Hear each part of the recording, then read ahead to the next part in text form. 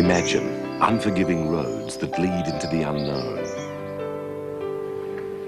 Imagine a place as stunning as the roads are challenging.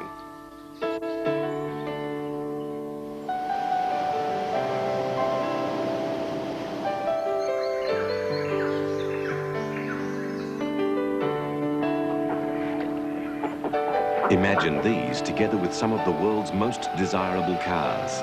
It's the ultimate challenge. Until now, a driver's dream. TARGA Tasmania, an adventure around Australia's smallest state, the unique island of Tasmania. TARGA Tasmania is an event specially created to take advantage of the unique aspects of Tasmania itself.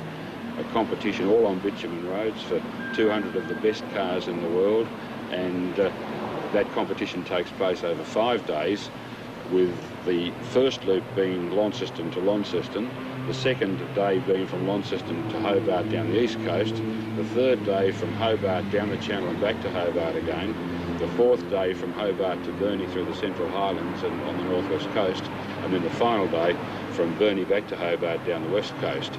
It's tremendous, there's no doubt about it. It's everything we set out to create right from the word go. Contenders for the ultimate tourist trophy arrive in Devonport.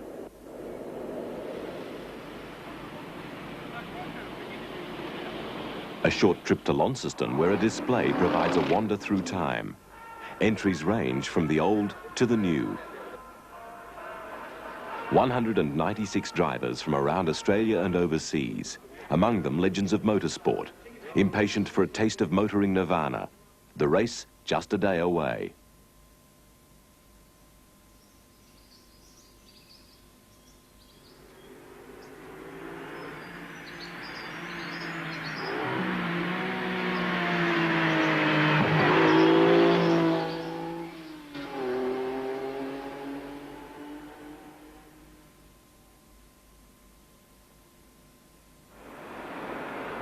This is where TARGA Tasmania begins. Launceston, Tasmania's second largest city, provides a unique, enviable lifestyle for its 92,000 residents. And plenty of fanfare for the start. Planning had gone on for years. Now the first wheel is poised to turn in a new international event. Looking forward to it, but it's a great responsibility being car one in such a fantastic event. We feel very honoured. And we just hope our little baby starts when we press the button and the flag drops and we sail out of Launceston. Ladies in car 101, start your engine.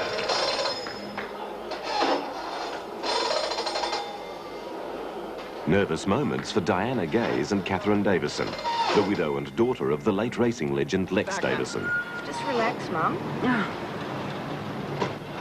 Just The start is gone. A fragile start for a new chapter in the history of motorsport. The 1933 Alfa Romeo leads the way for almost 200 cars.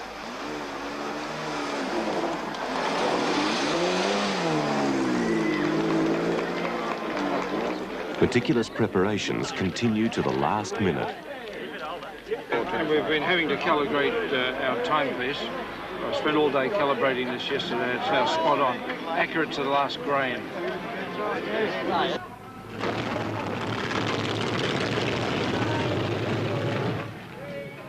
The cars leave at 30-second intervals, slowest first, to keep the field compact over the day's racing. They're divided into classes according to age and performance, forming mini races within the overall event.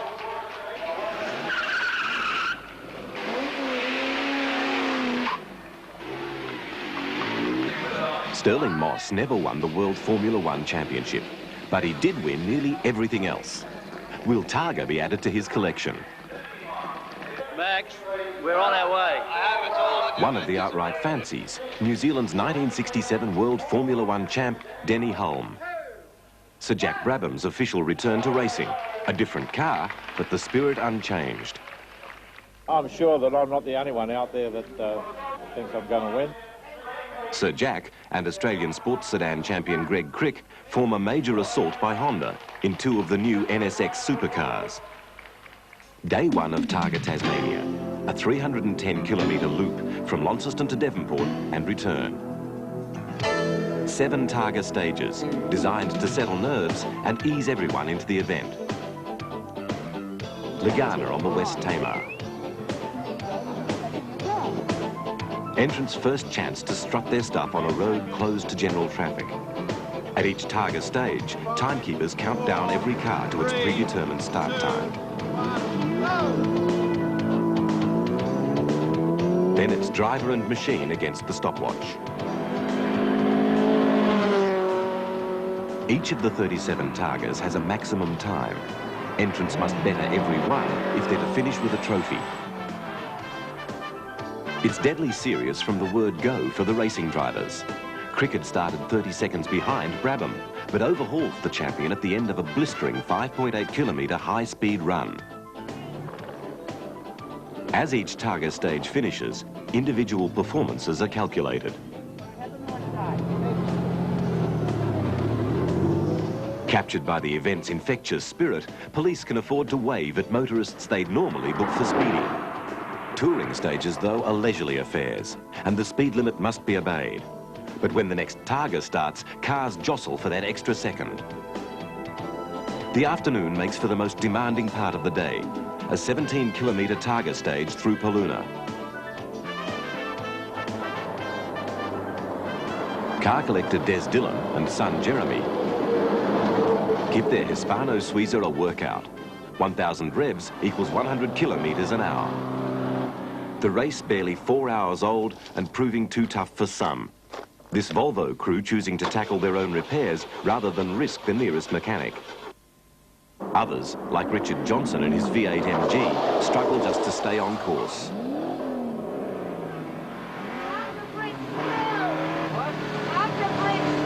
No secrets on board with Stirling Moss and his wife Susie.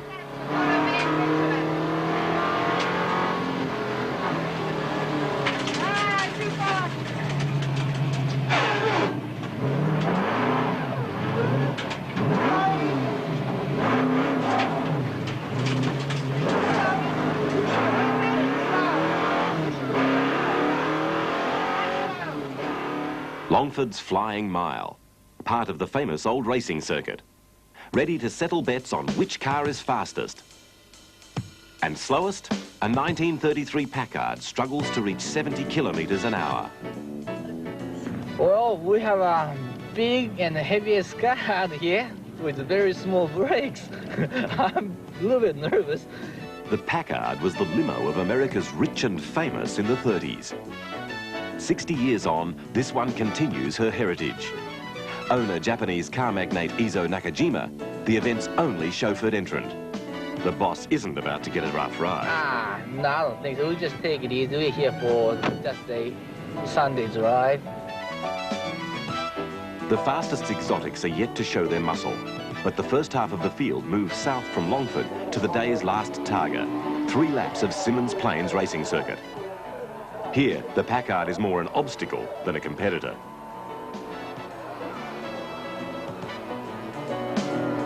Symonds Plains took over as the Tasmanian headquarters of motor racing when Longford closed in 1968.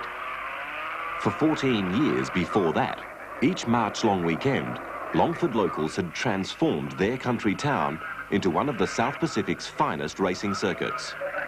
Away go the 16 starters on the first of their 25 laps. World champions Surtees, Hulme and Brabham forged reputations over the 4.5 miles of narrow lanes. It's a fine representative field. Today, these roads are overgrown. The bridge is gone. But Jack is back. He and Hulme returned to Longford the day before Targa, Hulme's first visit in 28 years. All changed too, of course. We used to go up past the pit area, and the pits were just out in the paddock. Yeah, the start-finish line used to be round about here somewhere. The water tower, of course, that's still here. That hasn't altered. Yeah. And on down the road into the viaduct. It used to be pretty exciting driving down through here. Well, you never knew, because when you come down through the corner, of course, the viaduct bridge, the abutment was right there in front of you. Yeah. A few straw bales, if you think about it, weren't going to stop you at all from doing a lot of damage. And look here, we've got the old shell sign on the wall here. Yeah. From the old days. Yeah. That's like finding something in one of the pyramids. Still there, yeah. It's still there.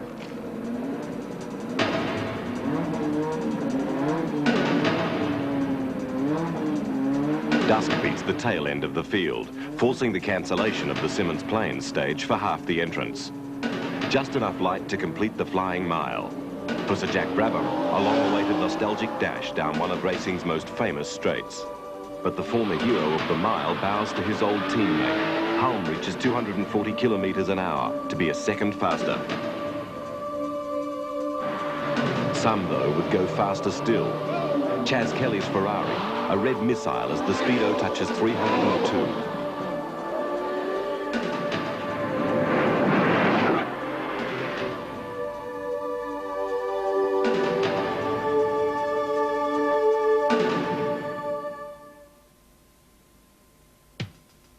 Classic cars are collector's items all over the world. On Launceston's outskirts, they're housed in the National Automobile Museum, host to the start of TARGA Tasmania's second day. Some entries were painstakingly restored here and temporarily removed, handing over to their drivers a love affair with the past. The greatest driver never to win a world championship, Stirling Moss takes on TARGA with a truly hot machine. The 67 Mustang overheats even before the start, the legend having to push as well as drive. From the museum, the cars head northeast towards 4 of Tasmania's famous passes. The Sidling, Weldborough, St Mary's and Elephant, all vicious Targas. In the afternoon, ideal touring roads will complete the 430-kilometre leg to Hobart. Brilliant sunshine sets the mood. Wonderful, just the day for open touring. The Sidling, a well-surfaced twisting challenge, perhaps an Australian counterpart for some of Europe's best mountain passes. And ready-made for Stirling Moss. He begins to make up time.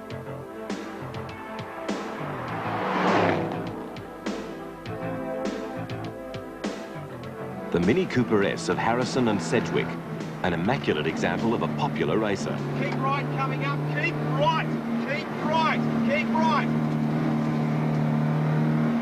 And zippy through the twisted Sidling. A marked contrast to the event's only Rolls-Royce, on a mission out of character for the most refined of automobiles.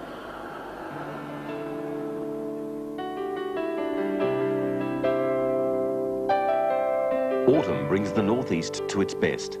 A gold and green backdrop for TARGA entrants as they work their way to the east coast. A delight. Or perhaps a distraction.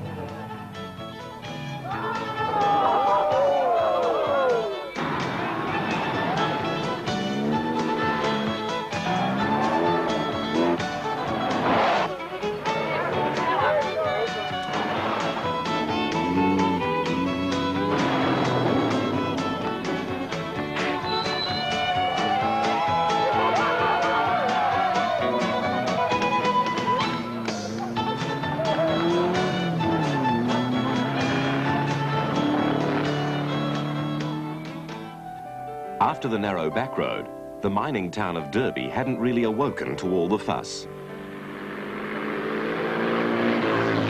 Since the end of its heyday, not much has changed.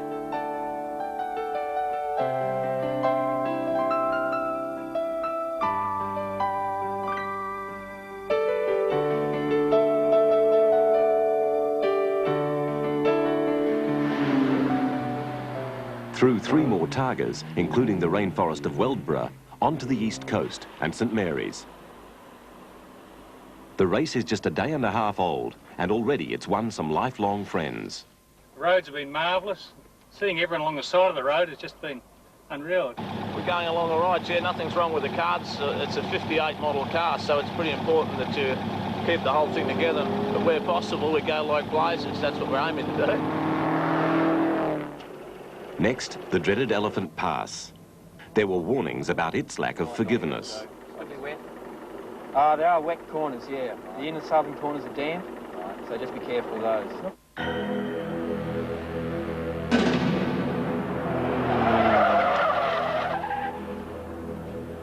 A test of steering and braking, saving more than one from the same fate as Julian Stirling and David Lowe. But the least of the worries for Peugeot enthusiast Arthur de Water in his 1953 classic. Elephant Pass, unfolding as the toughest Targa so far. No one can better the 6-minute set time for the torturous 11 kilometres. But it wasn't for lack of trying. Even the Packard was wound up. Targa Tasmania finishes a memorable run to the east coast. That was fabulous. The only problem was Stirling Moss blew us off. But we gave him a good run for his money, so no, beautiful piece of road and the car's going like a rocket.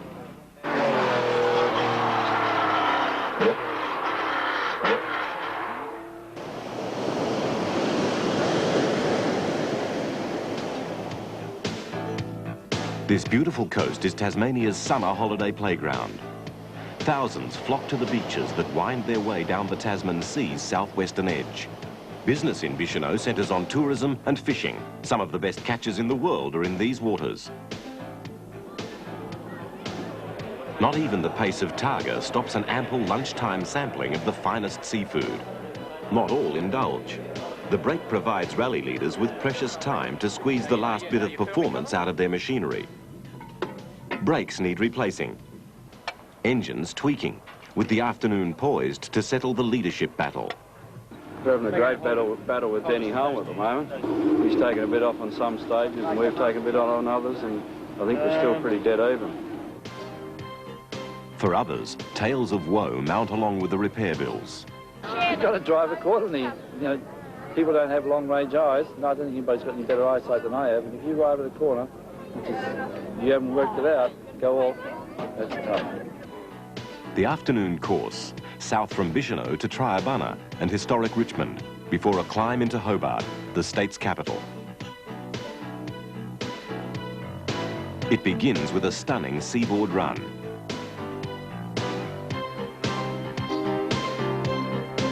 Delightful, long and easy touring stages.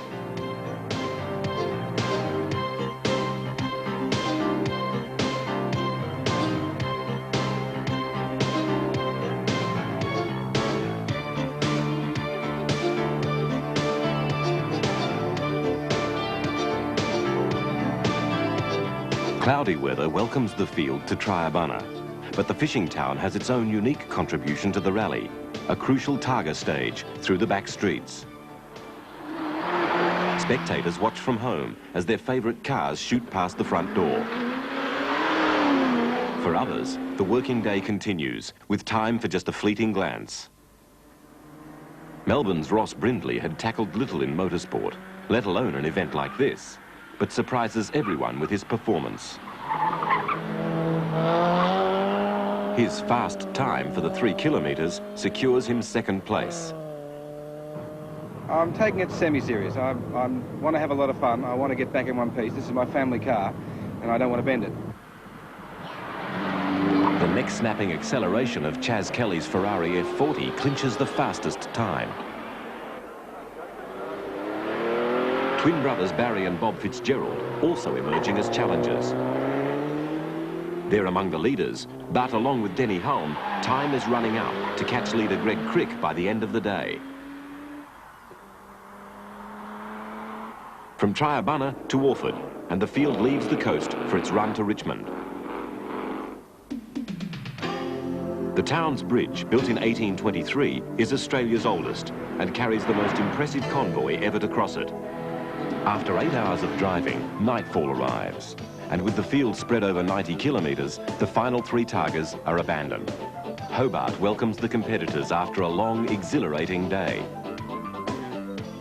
After fluctuating fortunes, the 2 Gregs, Crick and Preece, cling to a slender lead. We're driving really hard, but I'm not doing anything that's going to put us in any danger of having to lose or anything, but we're through. The lead, a fragile 40 seconds over Ross Brindley and Denny Hulme. Sir Jack Brabham is 5th, 1 minute behind. Greg Crick, Launceston Honda dealer and 1991 Australian sports sedan champion. Will he continue his winning streak and make Targa Tasmania his biggest victory?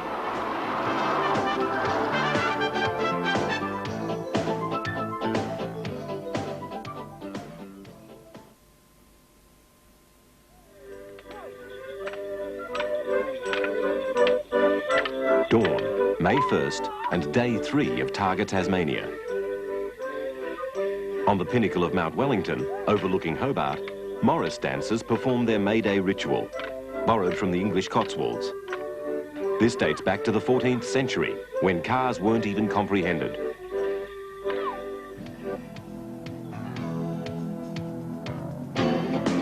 Hobart awakens below. The city of 185,000 is a metropolitan centre in the true sense. It enjoys the benefits of a cosmopolitan lifestyle, but avoids the pitfalls of major city life. Rest Point was Australia's first legal casino. The suburbs nestle around the Derwent River, forming one of the world's most beautiful cities. Last-minute preparations are hectic. For two of the Japanese contingent, minor repairs on their Jaguar go horribly wrong.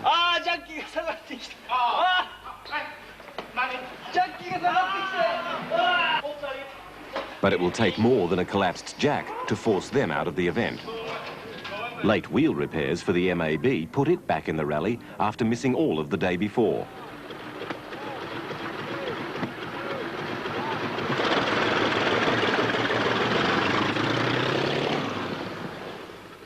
TARGA is divided into 3 main categories, which are further broken down into classes, pitting cars of similar performance directly against each other. The 1908 MAB is part of Category A Class 1, thoroughbreds built before 1940. Its direct competition includes the Diana Gaze Alpha, the now infamous Packard, and the car they're chasing for class leadership, Gordon Lindsay's 1935 Lagonda Rapide. No luxuries here. The age or type of machinery gives them no choice. But what a wonderful day! And what another spectacular adventure. The shortest day of the event, a loop of 210 kilometres, through the southern mountains, rich apple orchards of the Huon Valley, and beautiful coves and inlets of the D'Entrecasteaux Channel. The event's most concentrated competition. The serious competitors will really hit their straps through Longley, over Woodbridge Saddle, visiting Oyster Cove and Cygnet, before the final test of the day at Ridgeway Park in Hobart's western outskirts. 6 TARGA stages, totalling 61 kilometres. A chance to digest which competitors in the different classes are beginning to shine. Ian Begley and Peter Mitchell in their 1958 Porsche Speedster have led the up to 2.6 litre class for thoroughbreds since the start. Direct competition comes from the likes of David Gleen's 1949 Healey Silverstone and the tiny Fiat Abarth Coupe of Jack Waldron. The thoroughbreds are collectors' dreams. Australian Formula One Grand Prix chairman Ian Cox bought his $500,000 300SL Mercedes Gullwing out of display to run in TARGA. He's chasing class leader Rex Carr in his Jaguar XK140.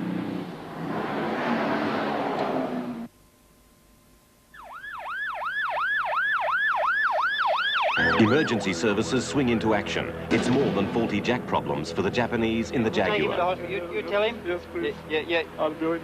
The event ends for them the same way the day began, nearly in tragedy. We're still under the car and engine is going, still going. And gasoline slow down. We thought we burned dead. And you're okay? Thank God. The classic category for GTs, Tourers and sports cars built from 1961 to 1976 dominate the TARGA entry list. Mini Cooper S's, Volvos, booming Cobras, E-Type Jaguars, sleek Ferraris, and the documentary crew entry, a former Tirana L34 rally car driven by David White. Lotus Cortinas starred in rallies and races around the world in the 1960s. Some of their opposition here luckier than others.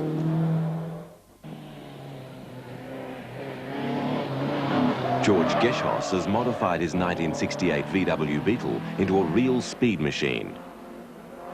But Michael Catchpole's smooth style takes him to class leadership in his Alfa Romeo Montreal. In the over 4 litre class, everyone is out to beat the great Stirling Moss. Touring car racer Andrew Miedeke succeeds. And as Moss presses on, Miedeke extends his class lead by 2 minutes.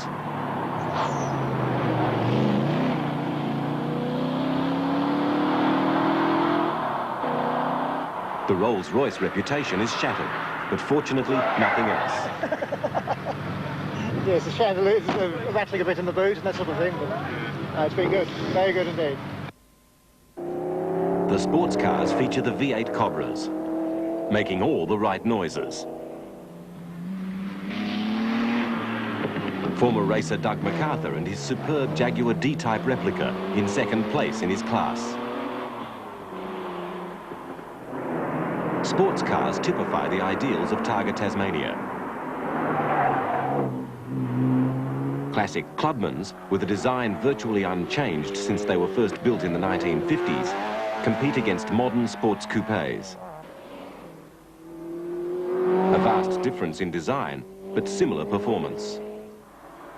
Roy Frith's 1992 Mazda MX-6 is one of many exciting new vehicles competing in the contemporary exotic category, which will doubtless produce the outright winner. The BMW M5, Honda NSX, Porsches, and Falcon XR8 have their reputations on the line. At the top here, we'll bear right. Bear right. Bear right, there it goes. And it sharpens up, tightens up into a turn right. That's it, beauty. Nice. Denny Hulme trailed Greg Crick by 40 seconds at the start of the day. Fastest over 5 of the 6 Targas, Crick stretches his lead to almost a minute. To most observers, this is the exotic to beat them all. Chaz Kelly's Ferrari F40. It cost $1 million. We're in it for the fun. We don't even have a trip meter. We're definitely just enjoying the car and enjoying the event. If we're up there, that's fine. If we're not, then our car's still in good shape. What's your problem? Ferrari F40, 6Ks into that stage.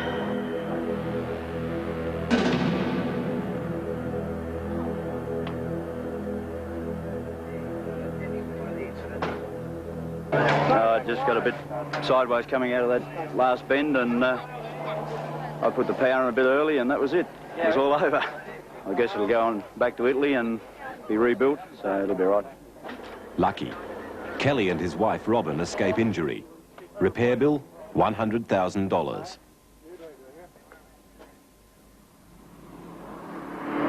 Shortly after, David Tompkins' V8 Morgan went from this to this. He rolled 4 times, he thinks. The day highlighted by accidents. Fortunately, no serious injury. But little change to the leaderboard. The scene is set for a thrilling final 2 days, the toughest of the event.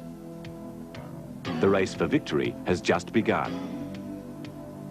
Chaz Kelly is a former Speedway champ. His love now is exotic cars.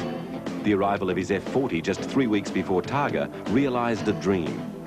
He owns one of Tasmania's biggest transport companies, one he started in 1979 with just 1 truck.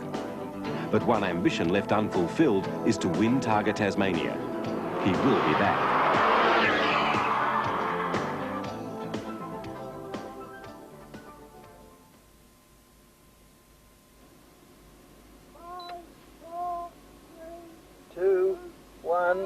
Go. 500 feet ride. Riding with Sir Jack Brabham at the start of day 4 of TARGA Tasmania. The Queen's Domain, a short walk from Hobart city centre, has the 67-year-old wily veteran on the pace. 300 feet ride. Coming up about 50 metres, it's turn left. Turn left, turn left, left, hard left. 150, turn right at T-junction, turn right at this T just here. Fastest time for the stage, but stealing a mere 2 seconds off leader Greg Crick has the task to win growing into a mountain.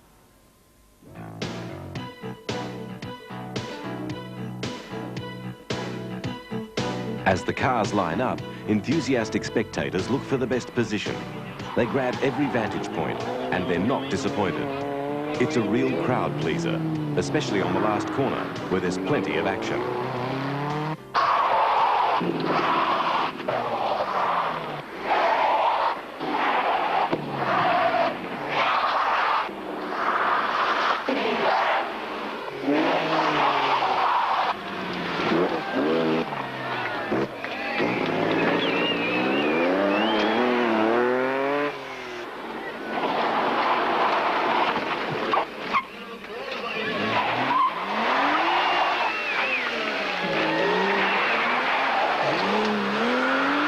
The Domain, just the start of day 4, a trek from one end of the island to the other. Hobart to Burnie via the Central Highlands, 500 kilometres are ahead. 7 Targa stages total 116 kilometres, most demanding in the afternoon on the northwest coast. Out of Hobart, Coldbrook is the second Targa, 7.5 kilometres through a picturesque valley. It links the field to the Midlands, country famous for producing world record prices for merino wool. After a cautious first 3 days, Jericho has Denny Hulme in sight of the lead. Bothwell, and in true country Tassie style, the townsfolk turn on their best hospitality for the event's brief visit. Welcome to Bothwell. If you'd like to push through the crowd, the parking's on the left and refreshments on the right. Have a good day. Thank you.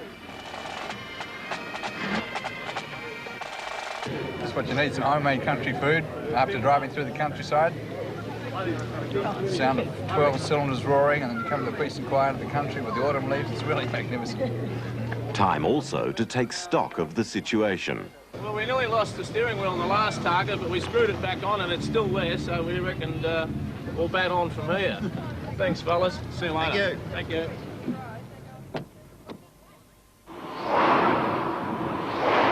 Behind, luscious green countryside. Ahead, the barren Central Plateau, a 72-kilometre touring stage to the edge of the Great Western Tiers. Now before the field is the Poatina Plunge, 10 kilometres down the face of a mountain, a real heart-stopper and many fears. Bad weather relieves the worry, with rain leaving organisers with no choice. The Targa stage cancelled, considered too dangerous.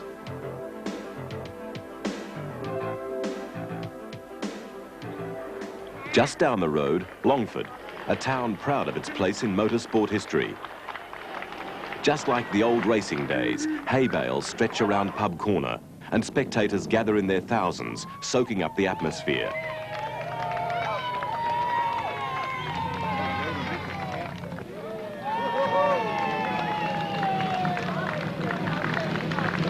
They cheered for Jack Brabham more than 2 decades ago. They cheer for him again. It's as if nothing has changed. Oh, very good. Actually, where'd all the people come from? Over here from 1967, were they? Here is Lex Davison, 4 times winner of the Australian Grand Prix, and his... In 1963, Lex Davison crashed into the hotel. He stepped from his car, waltzed in and scoffed down a beer. Today, patrons look back and reminisce of what was. There's no doubting the fame and respect for Lex. An emotional time in Targa Tasmania for Diana Gaze and Catherine Davison, the late racer's wife and daughter. The work that had gone into it and the fact that there's such a good historical record about Longford Circuit and about my father as well. So many great photos and the trophies, and it's good that everyone has the opportunity to appreciate them. We both felt quite emotional when we drove into Longford. I think we're so thrilled. We've got so far in our car, but then to come in here and know that we were going to see all this again, yes, we were both quite cheered up about it. Bye, girls. See ya.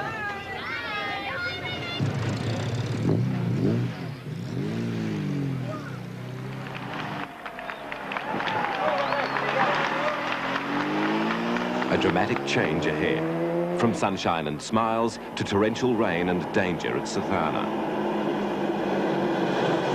At Mount Claude, The highest point, conditions treacherous as older cars slow to a crawl. Hairpin bends, weaving through the 38 kilometres of river valleys, begin to claim victims. But not Denny Hulme. He's hit his straps and makes up 49 seconds on Greg Crick. An adrenaline-pumping stage. Team Ford driver Tim Linus and navigator John Stoneham in their four-wheel drive Laser fight for 7th place overall. Another left. We'll tuck it in there. There's a bit of room to move here. We've got another right here, and then we've got... We got a control, boys! We got a control. Here we go. We got a control. You little bit. Hang in there, mate. Pull it down, pull it down, pull it down. We did it in the old time. We did 22. That was just fantastic. It was a buzz, it really was. And John, in that stage, he tends to throw away what he's got and call the corners with me, which is fantastic. I'm not enjoying this event. I don't want to come back next year much at all. No, it's tremendous. It's great stuff. This is me. However, the rain doesn't look like easing, and it's cope any way you can. But enthusiasm isn't washing away. The cars continue through Guns Plains and Rihanna Targa stages. Not just wet roads, now oil spills are another hazard. Matt DePoli and his EH Holden remarkably avoid even a scratch. Nightfall is approaching quicker than Burnie. Stuart Saunders and John Old on a shortcut dash to the coastal city. The MAB's antique lights won't cope well with darkness. Back on the course, cars gingerly complete Guns Plains. Rihanna abandoned.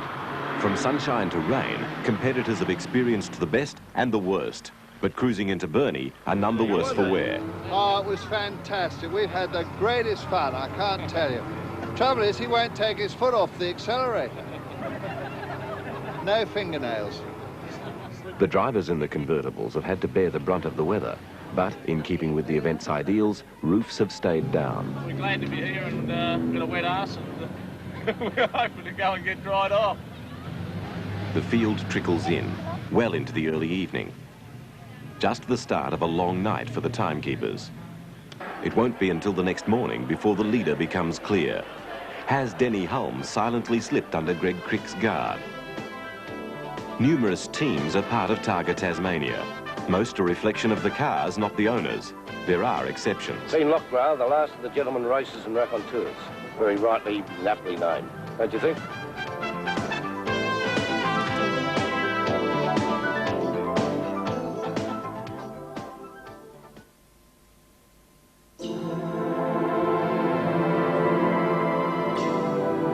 Superb autumn weather greets day 5 of TARGA Tasmania, just what everyone hoped for. The scene set for the longest day, 550 kilometres, Burnie to Hobart. The rugged west coast, unforgiving roads and breathtaking hill climbs to be mastered. Denny Hulme made up 49 seconds the day before at Sethana, and he leads by 1 second, the first lead change of the race. Yeah, 1 second isn't very much at all. But we did enjoy ourselves in the wet. I think Crick will be the difficult person. My word, we're going to win it. It promises a battle right to the finish. The day's first nasty shock, Hellier Gorge. Tough when it's dry, which it generally isn't, and the morning dew hasn't evaporated. There's 2 distinct strategies for the day. Many looking to just make the finish in one piece. Others searching for a class victory.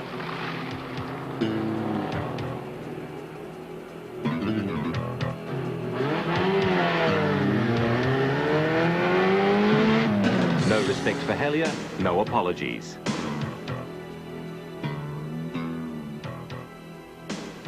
We came round the corner. She's just about to stop. She touched the guidepost, and then she came over the top here and she did a somersault in mid-air, and then a pirouette. It spun and rolled, and then ended up here. The crew of the 55 Fiat Abarth, lucky to be able to tell of a remarkable escape. With the car precariously perched in the trees 35 metres into the rainforest, the rescue crews move in. Every available hand works to revive the Fiat's race. At last, it emerges. Worse for wear, but thankfully in one piece. Quick modifications. Watch your eyes, everybody!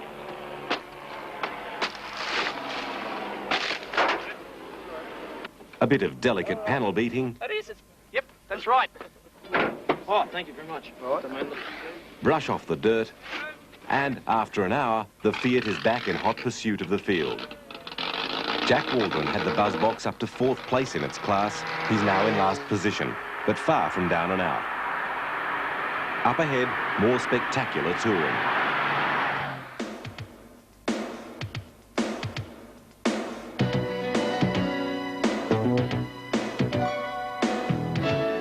Next, Lake Pyman, made accessible by the development of numerous hydroelectric dam projects.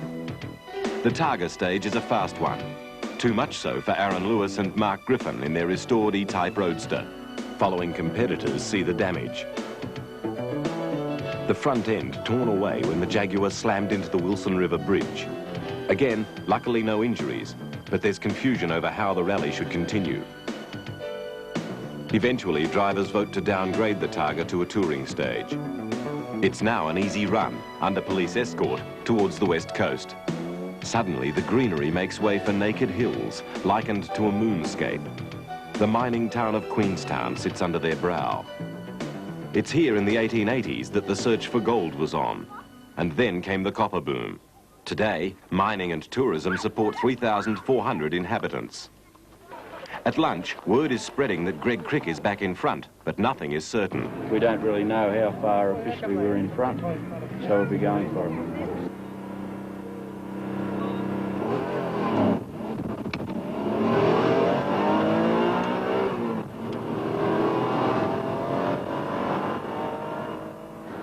Denny Hulme is relaxed and ready to ask everything of his BMW. The race for victory is only between he and Greg Crick in the Honda. It's all or nothing. The next 2 Targa stages over 59 kilometres could decide the winner of TARGA Tasmania. The climb from Queenstown, frightening at speed. Crick faster than Hulme by a second. Every advantage is vital. The tussles for class victories are also far from over. There's time to be made up on this unrelenting road.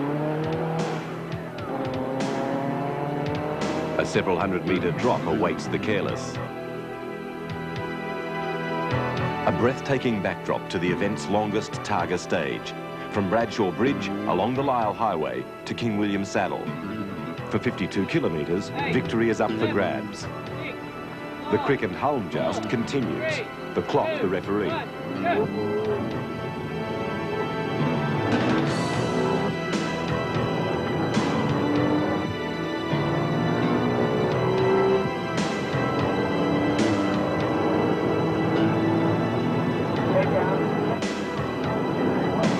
We've got the 6,000 out around the corner.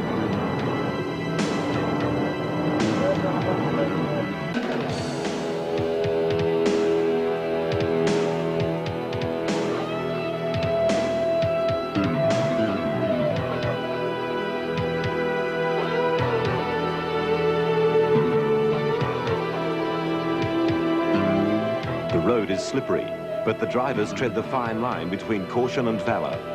Hulme is visibly making up time.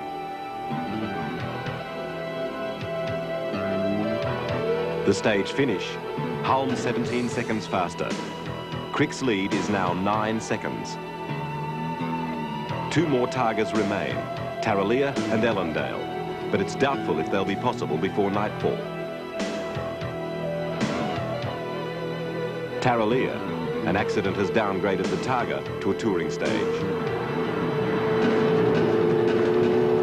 Ellendale, the last thrash in TARGA Tasmania, begins across the Meadowbank Lake. It could play a vital role in the end result. The bulk of the field assembles at New Norfolk for a convoy to the finish in Hobart's city centre. The Derwent River's spectacular reflections and Hobart's night skyline are the backdrop for an expected rousing welcome at the Hobart Sheraton. Thousands wait in anticipation of the final result. There's a possibility Ellendale will be cancelled because of darkness. There's no word yet. Completion of this epic journey is a testimony to the condition of the cars and skill of the drivers. After 5 days and 2,000 kilometres, one by one, they begin to arrive. Diana Gaze and Catherine Davison, in the first car to start, make it across the finishing line.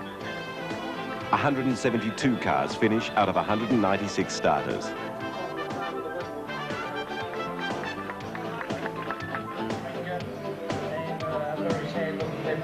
Ian Coxbridge Kenny sitting in the navigator's side.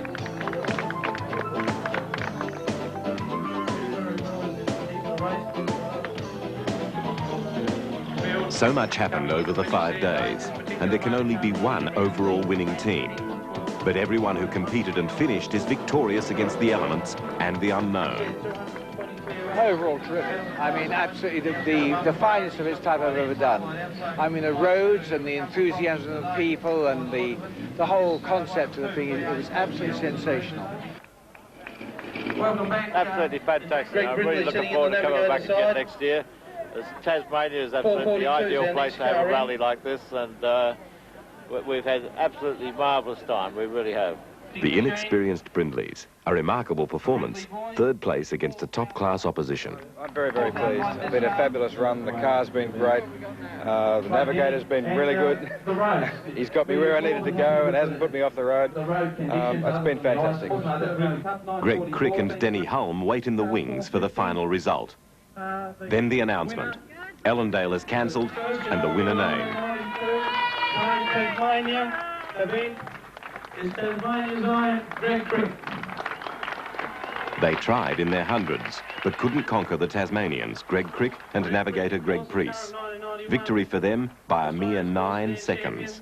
We've been wound up for 5 days, and I think we've been so wound up that we're now worn out. So it's a great feeling. We're very, very proud. Greg had never driven with a co-driver before, and I suppose I had to adapt my normal navigating techniques or past navigating techniques to suit. And because as a driver, he's got no comprehension of distance whatsoever. So no, that's true. But as for me, well, I'll probably go into retirement again.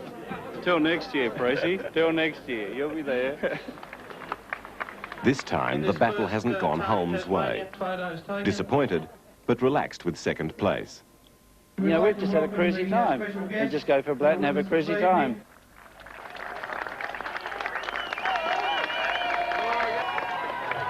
For the victors, traditional spoils at the end of a brand new motoring event. A unique rally, testing and memorable. An event that embraces the traditions of the great days of motoring on one of the most thrilling courses in the world. Cheers.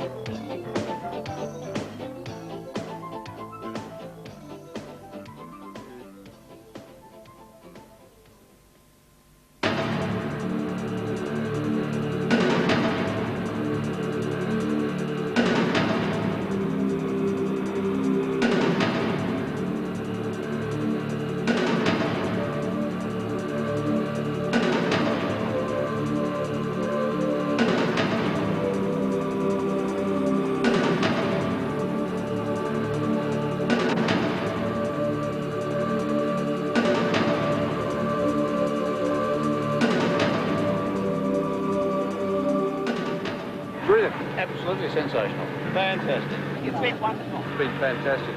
Great. Excellent.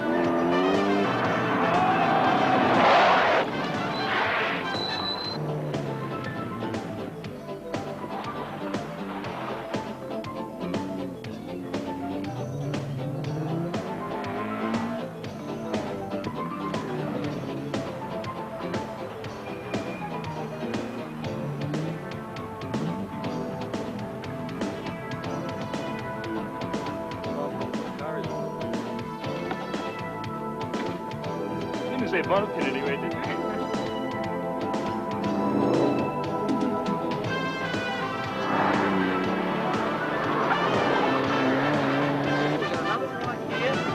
We got a control, boys! Here we go! We got a control! Pull it down, pull it down.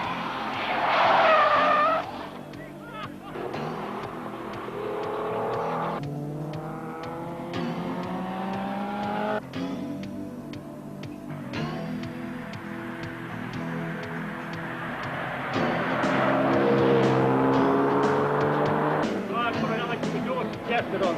Blew it. Lost the gasket.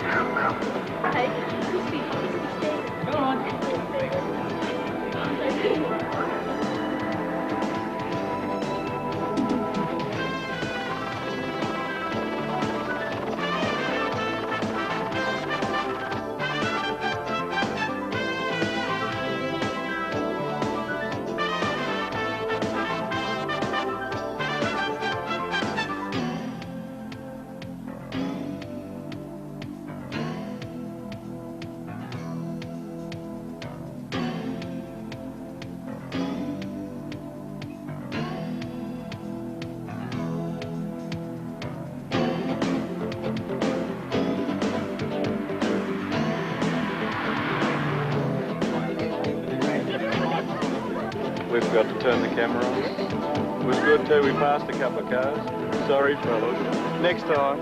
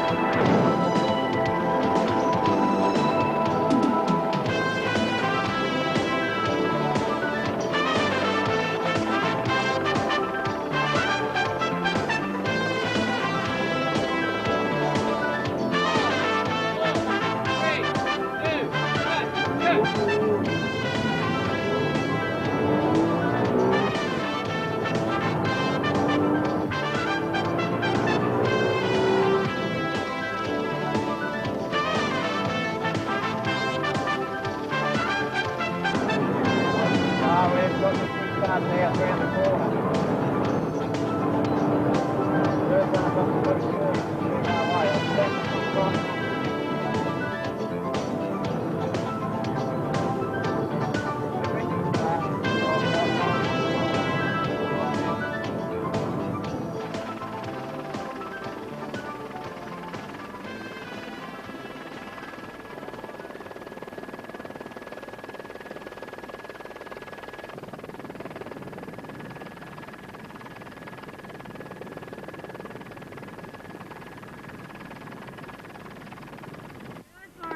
The first inaugural 1993 TARGA Tasmania event is Tasmania's own Greg Crick.